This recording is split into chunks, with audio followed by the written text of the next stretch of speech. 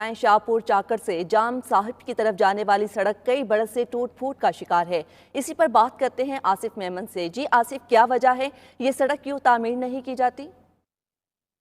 जी बिल्कुल, मैं इस वक्त मौजूद हूँ शाहपुर चाकर जाम साहब रोड पर। इस रोड पर 50 से ज़ायद गांव है जिनके रिहायशियों को शदीद मुश्किल का सामना है क्योंकि ये रोड टूट फूट का शिकार है। मौजूदा सदर पाकिस्तान आसिफ अली जरदारी का फार्म हाउस भी इसी रोड पर मौजूद है।